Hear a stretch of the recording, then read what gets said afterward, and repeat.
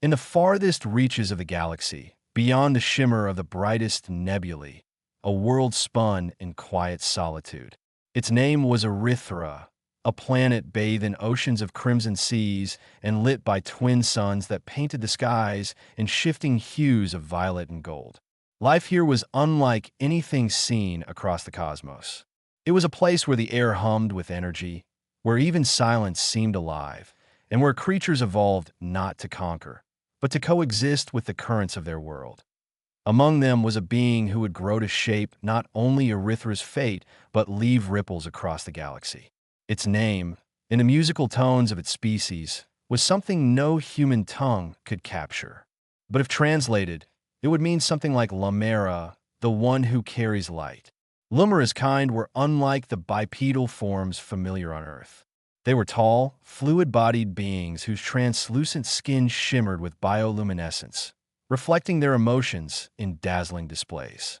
They had no eyes in the way humans understood them, but instead perceived the world in waves of energy, able to sense life, movement, and even the subtle song of matter itself. At Lumera's first memory was of warmth, drifting in the amniotic pools where their kind were born.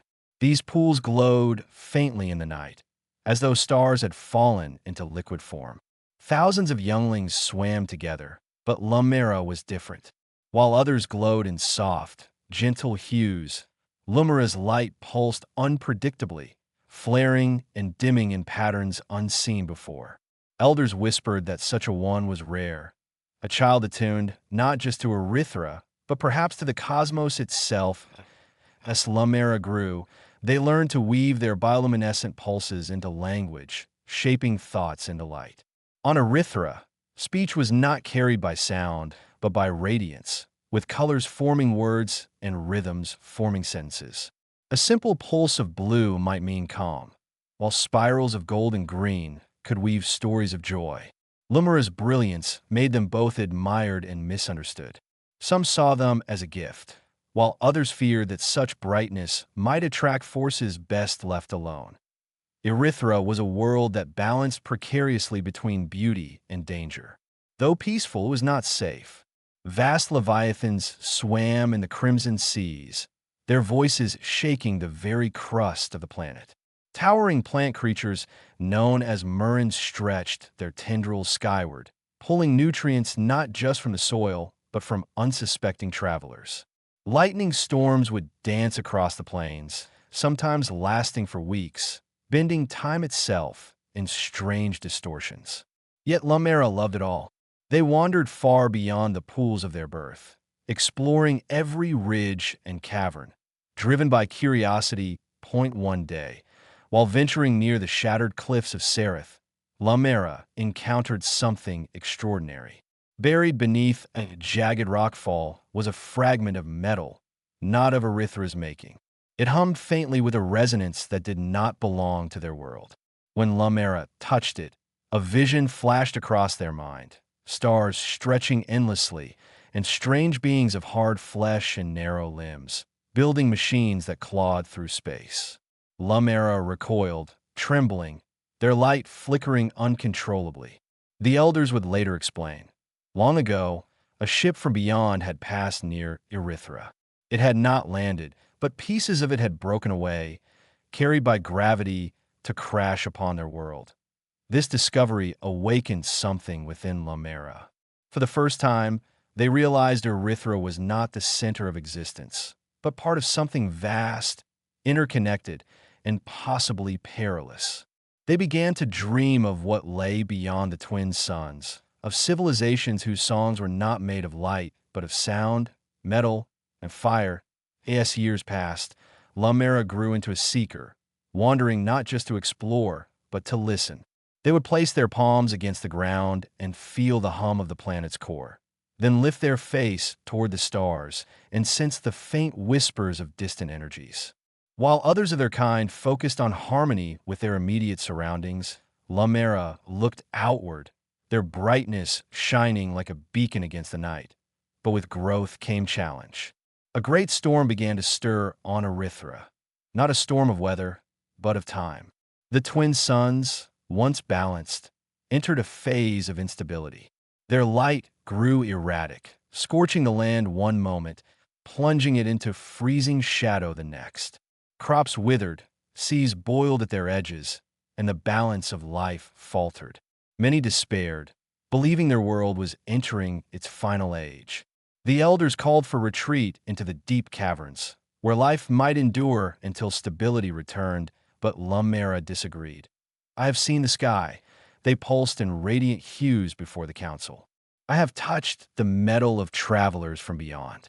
If we retreat only to wait, we condemn ourselves to shadows. But if we learn, if we reach outward, we may find not only survival, but a destiny greater than we have ever known. The council was divided. Some called Lumera foolish, tainted by dreams not meant for their kind. Others felt a stirring hope. Yet before a decision could be made, fate struck. A rift tore through the northern hemisphere. A quake so powerful it split seas and devoured entire forests. Lumera barely escaped, their light flickering wildly as they fled across collapsing terrain. When the dust settled, it was clear Erythra would not endure much longer. And so began Lumera's true journey. They returned to the fragment of metal they had once discovered, convinced it was a key. With determination, they studied its resonance, teaching themselves to echo its frequencies with their own bioluminescent pulses. Days turned into cycles, cycles into years, until at last a response came. Far above Erythra, something stirred, a silent machine, dormant for centuries, awakening to Lumera's call. It descended slowly through the violet skies, a vessel unlike anything their world had ever seen. Its surface shimmered with alloys foreign to Erythra, and its hum resonated in patterns that matched Lumera's light. The people gathered in awe and fear, their radiance flickering uncertainly. Lumera stepped forward, their glow steady, and touched the vessel's hull. The metal responded, parting like a petal, revealing a chamber within. For the first time in their kind's history, one of Erythra's children would leave the cradle of their world. Lumera entered the vessel, carrying not just their own fate, but the hope of an entire species. As the ship rose, the people below sang in colors, their lights blending into a shimmering ocean of farewell.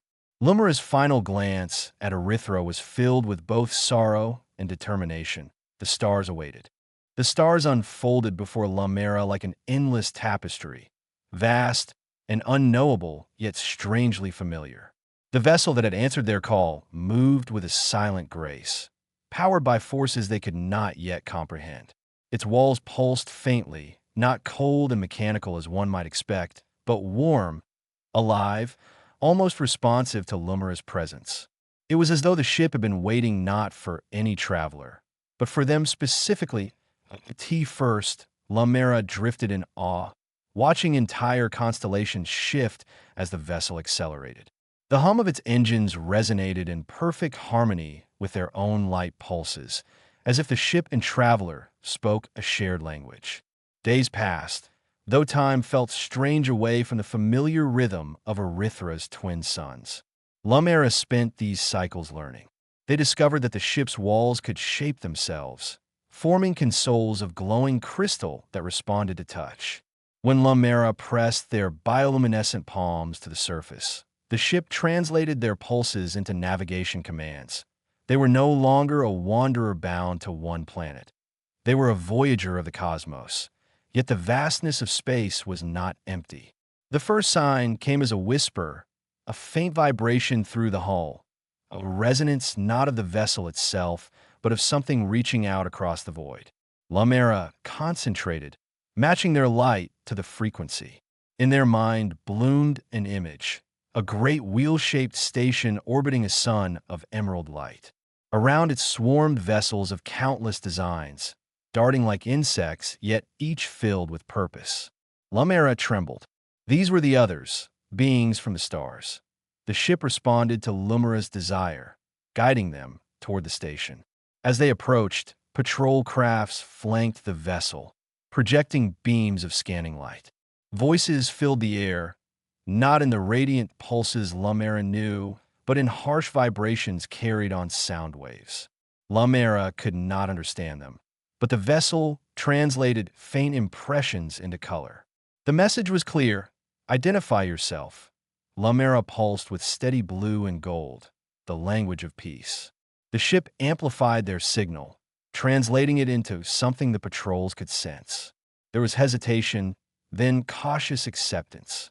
The patrols guided Lumera's vessel into a vast docking bay lined with metals that glittered under artificial suns. For the first time, Lumera set foot, or rather, extended their flowing limbs, upon ground not born of Erythra.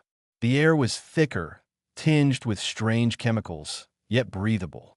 Around them gathered creatures of bewildering diversity. Some were encased in rigid shells, others bristled with fur or scales, and still others seemed like clouds of gas contained by shimmering fields. They spoke in clicks, growls, vibrations, and flashes of light. Lumera was overwhelmed, their body flaring uncontrollably in a kaleidoscope of colors. A figure stepped forward, tall and angular, with 4 arms and skin like obsidian glass. They carried a device that pulsed faintly, translating between forms of communication. You are not of any registered species. The device crackled in broken tones. Identify origin. Lumera steadied themselves, dimming their light into a calm azure. They projected the memory of their world: crimson seas, twin suns, forests alive with song. The device struggled to interpret, but fragments appeared as crude holograms above them. The crowd murmured. A new world, uncharted, had spoken through this radiant being. The obsidian-skinned figure regarded Lumera with curiosity. You are first, a child of an unseen star. This is rare. This is important. They extended one of their 4 arms in what seemed to be a gesture of welcome. Gulme, you must learn, and we must learn of you. Thus began Lumera's initiation into the interstellar chorus. The station was called Narration, a hub where hundreds of civilizations converged to trade, negotiate, and share knowledge. To Lumera, it was overwhelming, a cacophony of forms and cultures unlike anything they could have imagined. Yet amidst the chaos, Lumera found resonance. Their light became a bridge, a universal language of emotion. Where words failed, colors and rhythms spoke. Days turned into cycles, cycles into years. Lumera learned of the great histories of the galaxy, of wars fought over resources, of alliances forged in desperation, of entire species extinguished by arrogance or chance. They discovered that space was not a realm of harmony, but of fragile coexistence, always on the edge of conflict. Yet even so, beauty endured. Songs were shared, art was traded, and hope survived in the smallest of exchanges. Lumera, with their radiant speech, became a curiosity and a mediator. When 2 species quarreled, they would pulse in gentle rhythms that softened anger. When fear rose, they would weave spirals of gold and violet, calming the room. Soon, they were sought out not merely as a traveler, but as a voice of peace. But peace was never permanent. Shadows moved across the stars, a vast empire known as the Kaerith, who sought to impose order through conquest. Their fleets consumed worlds, stripping them of life, leaving only husks behind. To the Kaerith, diversity was weakness. Uniformity was strength. When word reached Narration that Kaerith forces were approaching nearby systems, fear spread like fire. Lumera felt the old tremor of Erythra's storms within their being. They had seen their own world teeter on collapse, had watched as people chose fear over courage. They would not allow it to happen again. Before the Council of Narration, Lumera pulsed brightly, filling the chamber with spirals of defiance. We are not meant to be devoured, their light proclaimed. Each world is a voice in the chorus of the cosmos. If one is silenced, the song falters. Together, we are strong. Alone, we are lost. Many were moved, yet others hesitated. The Kaerith were powerful beyond measure. To resist them seemed impossible. But Lumera's fire could not be dimmed. They called upon the station's people, species by species, urging them to rise not with weapons alone, but with unity, with shared will. Slowly, Allies stepped forward. It was the beginning of something greater than Lumera could have dreamed.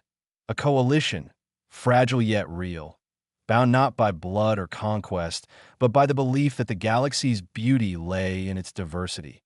And as Lumera stood among them, their light shining like a star reborn, they realized something profound. They were no longer just a child of Erythra, no longer simply a wanderer. They had become a guardian of life's chorus, a beacon against the silence that sought to consume it. The journey had only just begun. The Kaerith did not announce themselves with diplomacy or warning. Their fleets arrived like shadows swallowing stars, vast formations of jagged vessels that blotted out the light of suns. Their ships were not graceful like those of Neris, but brutal machines built for war and assimilation. To see them was to feel inevitability, as though a tide had risen that no wall could resist. When the first outposts fell, panic rippled through the coalition. Some fled, abandoning their allies. Others armed themselves in desperation, preparing to fight with little hope of victory. Lumera watched this unfold, their light dimming with sorrow. They had known storms on Erythra, but this was different. This was not nature's chaos, but deliberate cruelty, a hunger to erase difference itself. Yet within that darkness, Lumera also saw possibility. Where fear scattered, courage could unite. They traveled from system to system, their vessel carrying them faster than most, calling together leaders, healers, warriors, and even ordinary citizens. In each place, they pulsed with the colors of memory, showing images of their crimson seas, of the people who had once sung in unity beneath twin suns. "I carry my world within me," Lumera declared. "It lives because I remember it. And if we stand together, each of you will carry your world too. None of us will be forgotten." Their words spread like sparks in dry grass. Species that had never spoken found common rhythm in Lumera's light. Where once there was mistrust, there was cautious cooperation. And slowly, against all odds, a coalition took form. Not to conquer, but to endure. The first true battle came at the edge of the Lathar Nebula, where the Kaerith sought to consume a fertile moon home to 3 minor species. Lumera stood on the command deck of a coalition flagship, their light pulsing through translation systems so every crew could see. "We are many," they glowed, their colors blazing across the screens. "They are one. That is their weakness. Hold to each other, and we will not fall." The battle was chaos incarnate. Kaerith warships advanced in perfect, merciless formation, their weapons scything through anything that strayed from unity. Coalition ships darted like scattered stars, less disciplined but filled with determination. Lumera felt the clash not just in sight, but in resonance. The Kaerith moved like a single note, harsh and unyielding, while the coalition was a symphony, wild, discordant, but alive. First, the Kaerith pressed forward, tearing through the defense lines. But then something changed. A small vessel from a fragile avian race interposed itself before a larger ally, shielding them at the cost of its own destruction. Its sacrifice sparked a ripple of courage. Others followed, protecting one another not out of command, but out of choice. Where the Kaerith imposed obedience, the coalition created loyalty. And slowly, impossibly, the tide shifted. Lumera's vessel sang across the battlefield, pulsing in brilliant arcs that resonated with the coalition ships. It became a beacon, a rallying point in the storm. Whenever fear threatened to break them, Lumera's light reminded them why they fought. Not for conquest, not for dominance, but for the right to be different, to exist as themselves. When the Kaerith finally withdrew, scarred but not broken, a cheer rose across the surviving fleets. It was not victory in the truest sense. Too many lives had been lost, too many ships burned to ash. Yet it was proof that the Kaerith could be resisted. And that, in itself, was a triumph. But the war was far from over. Over the following cycles, the Kaerith struck again and again, each time with overwhelming force. Entire star systems were devoured, their cultures erased in the name of unity. The coalition held where it could, retreated where it must, always outmatched, but never surrendering. Lumera became a figure spoken of in hushed reverence, a symbol of defiance. Some called them the living beacon. Others named them the keeper of worlds. Yet beneath the radiance, Lumera carried their own doubts. In quiet moments, when the stars stretched silent beyond the viewport, they would remember Erythra, its crimson seas, its glowing forests, the song of storms across the plains. They had not seen their home since the day they left. Did it still exist, scarred but surviving? Or had it fallen silent beneath the fury of the twin suns? The not knowing was a wound that never healed. It was in one of these moments of quiet despair that Lumera encountered something unexpected. During a mission in the shattered ruins of an abandoned system, they stumbled upon a Kaerith vessel, crippled and adrift. Its crew had perished, save for one survivor, a young Kaerith unlike the others. Where most of their kind radiated harsh conformity, this one shimmered faintly with uncertainty, as though they had not yet been broken by the Empire's indoctrination. The Coalition officers argued to end the survivor's life. Better no Kaerith live than risk betrayal. But Lumera disagreed. They approached the being, dimming their light to a gentle glow. "You are not your empire," they pulsed softly. "You are a voice unique. If you are silenced, your song will never be heard." The young Kaerith trembled, torn between fear and instinct. Yet slowly, they reached out. A connection sparked, not perfect, but real. For the first time, Lumera saw what the Kaerith truly were beneath the Empire's shadow, not monsters, but people forced into chains of uniformity. That moment changed everything. Lumera realized the Kaerith could not be defeated by force alone. To destroy them would only repeat the cycle of erasure. If the galaxy was to survive, it was not enough to fight the Kaerith. They had to be freed. From then on, Lumera's mission deepened. In every battle, they sought not just to resist, but to reach. When possible, they transmitted pulses of light across enemy channels, messages of individuality, of freedom, of songs waiting to be sung.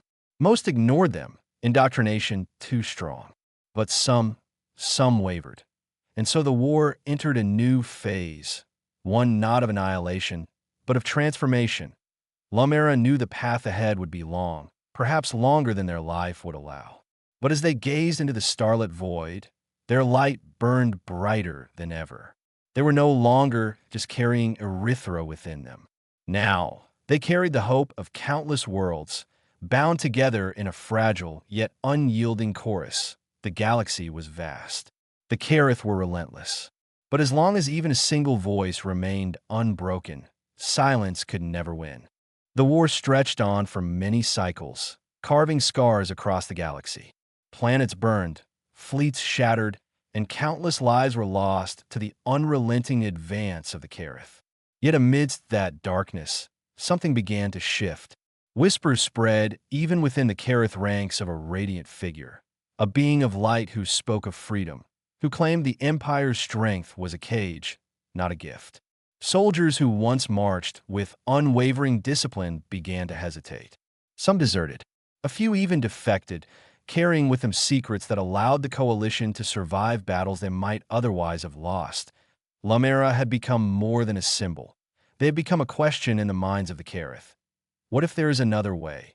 The Coalition Council, however, grew restless.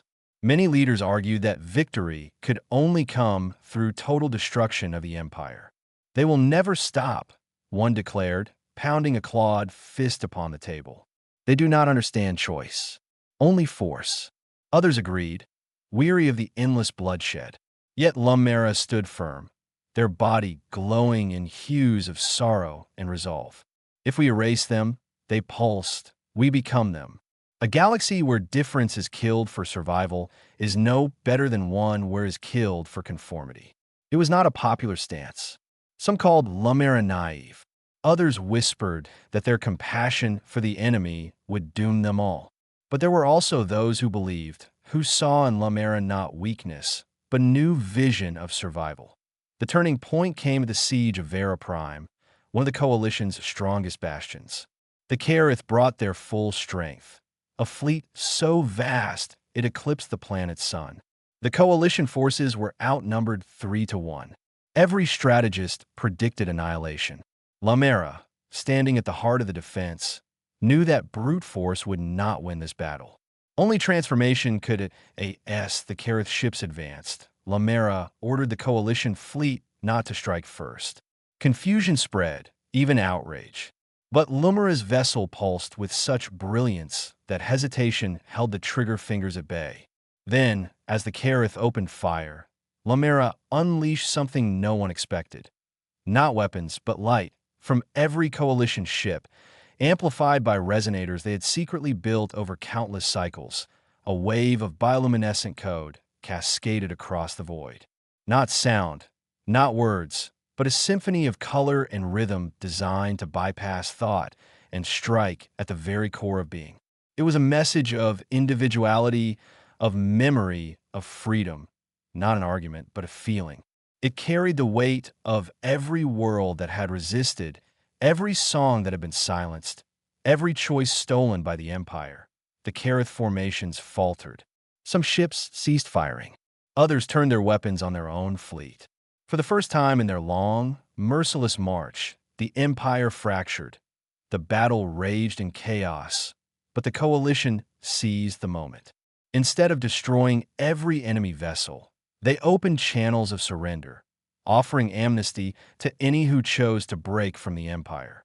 To the astonishment of all, many did. Kaerith warships powered down, crews abandoning the doctrine of obedience that had defined their lives. When the battle ended, Vera Prime still stood. Not because the coalition had crushed the Kaerith, but because the Kaerith had begun to see themselves not as parts of a machine, but as living beings with voices of their own. The war did not end overnight. There were still Kaerith who clung to the Empire, still fleets that fought to impose their will. But the tide had turned irrevocably. With each battle, more of them broke away, choosing identity over unity, freedom over control. And at the center of it all was Lumera. They had become something no one could have predicted when they first left Erythra. Not merely a traveler, not even just a leader, but a bridge between worlds. Their light no longer carried only their own memories, but fragments of every culture they had touched. The laughter of avian children, the chants of crystalline monks, the solemn prayers of scaled elders. Each memory wove into their radiance until Lumera shone not as one being, but as many. Yet even as they carried the galaxy's hope, Lumera never forgot their beginning. One quiet cycle, long after the coalition had driven the Kaerith into retreat, Lumera set a course for home. The journey was long, through forgotten routes and broken stars, but at last they saw it. Erythra, still spinning, its twin suns calmer now, its crimson seas glimmering in the light. The world was scarred, yet alive. Their people had endured in the deep caverns, just as the elders had once urged. When Lumera descended, their body radiant with the light of 1,000 voices, the people of Erythra gathered in awe. To them, Lumera was no longer just a wandering child of unusual brilliance. They were a traveler of the cosmos, a guardian of countless worlds, a beacon who had returned carrying the chorus of the galaxy itself. Lumera stood before them and pulsed softly, a simple message woven through colors of gold and blue. We are not alone. In the cycles that followed, Erythra joined the chorus of civilizations. Its songs mingled with others, and its people, once isolated beneath twin suns, became part of something vast and unending. The coalition slowly grew into more than a wartime alliance. It became a network of worlds dedicated to preserving diversity, ensuring no voice would again be silenced by fear or conquest. And Lumera, they continued to wander, not to escape, but to connect. Wherever conflict brewed, they arrived with their vessel, carrying light into darkness. Wherever despair took root, they pulsed with the colors of memory, reminding the lost that they were not forgotten. Some said Lumera was immortal, sustained by the very energy of the cosmos. Others whispered that even if their body faded, Their light would remain, etched into the fabric of the stars. Legends grew. On distant worlds, children would paint their skins in glowing hues, pretending to be the radiant traveler. Songs were written, stories told, each culture adding its own verses to Lumera's tale. To some, they were a savior. To others, a teacher. To a few, simply a friend who listened when no one else would. But to Lumera, none of these titles mattered. They were simply a child of Erythra, who once looked at a fragment of alien metal and dreamed of the stars. A child who carried their world within them, and in doing so, discovered that every being carried a world too. In the end, that was their greatest gift. Not the battles they won, not the alliances they forged, but the reminder that existence itself was a chorus. Each voice mattered, each memory endured, and as long as even one being carried the light of another within them, no song would ever truly fade. Lumera drifted once more into the infinite sea of stars. Their body glowed brighter than ever. The galaxy stretched vast and endless, filled with dangers yet also with wonders untold. And in that endlessness, Lumera pulsed with a final thought, one that echoed across space and time. We are many. We are different. And together, we are eternal.